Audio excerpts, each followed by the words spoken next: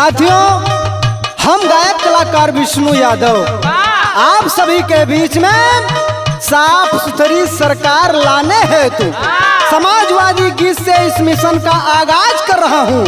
हमारे गुरुजी श्री गया कवि जी बड़ी सुंदर बात लिखते हैं। मास्टर भैया क्या लिखते हैं, कहना हो।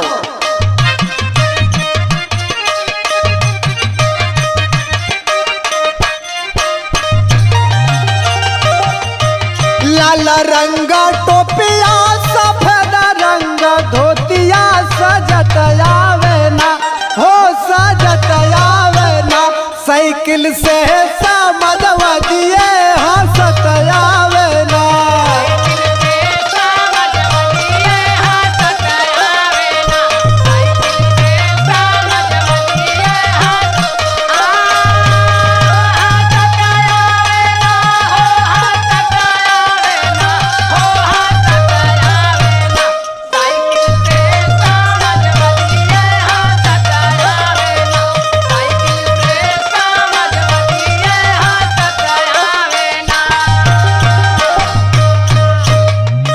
साथियों, लाल रंग का टोपी यह संदेश दे रहा है कि देश के लिए अगर कतरा कतरा खून बहाना पड़ा तो हम बहाने के लिए तैयार हैं।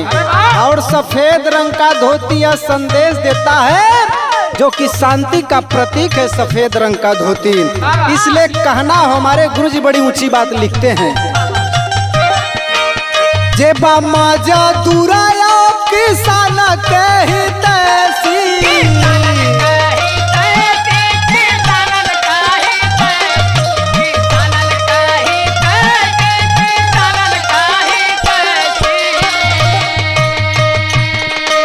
सीमा पे जवानन के जे बुझले कसौटी,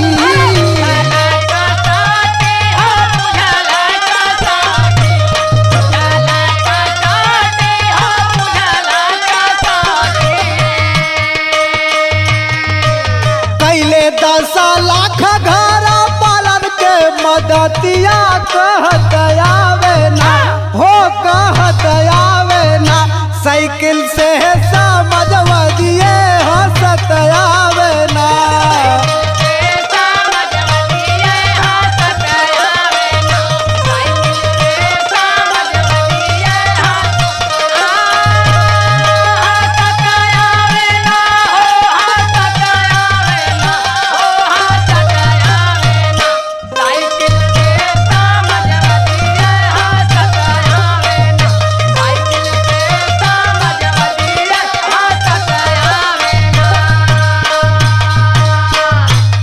साथियों, पूरे हिंदुस्तान के कोने कोने से सिर्फ एक ही आवाज आ रही है कि अगर हिंदुस्तान के भविष्य को कोई बदल सकता है तो वो है समाजवादी पार्टी के राष्ट्रीय अध्यक्ष हमारे महबूब नेता माननीय अखिलेश यादव जी। ये मेरी आवाज नहीं है, ये विष्णु यादव की आवाज नहीं है साथियों, बल्कि ये पूरे देश की आवाज है, पूरे आवाम की आवाज है। क्या आवाज है मास्टर भैया। चारों ओरी दिखे साइकिल करेला,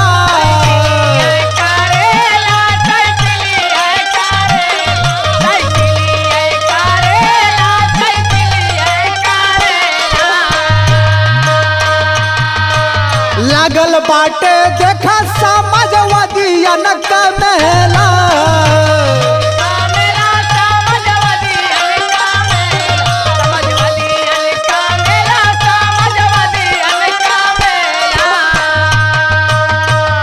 करो दिल्ली यूपी लोहिया लसकरिया बखत आवे ना, हो बखत आवे ना, साइकिल से समझवा दिए हंसत आवे ना।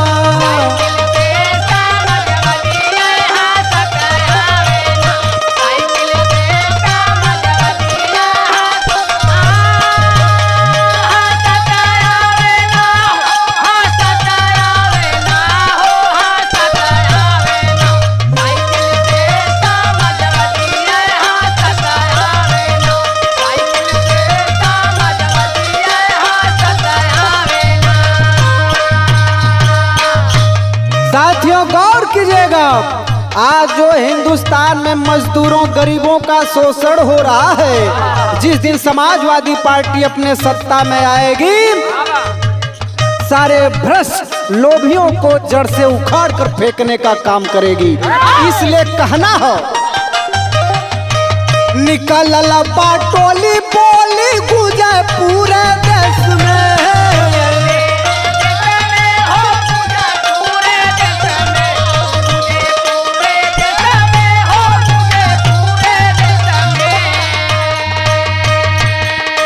सपना तो देख लोग भैया कलेस में।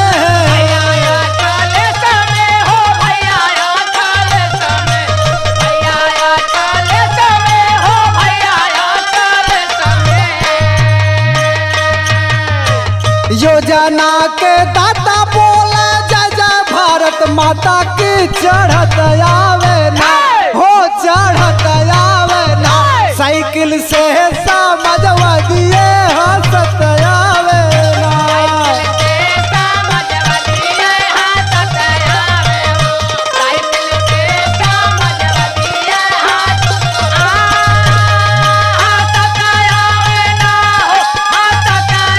जिया जिया समाजवादी शेर।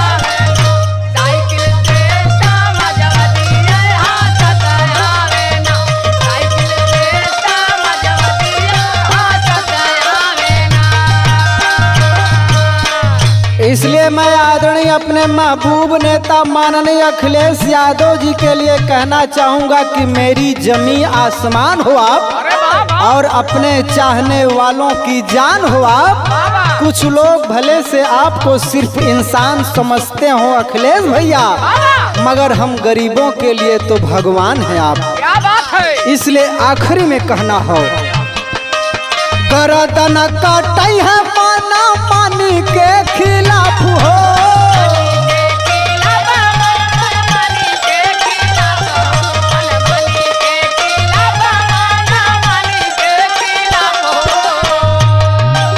विष्णु न करी है ऐसन सत्ता के माफ हो।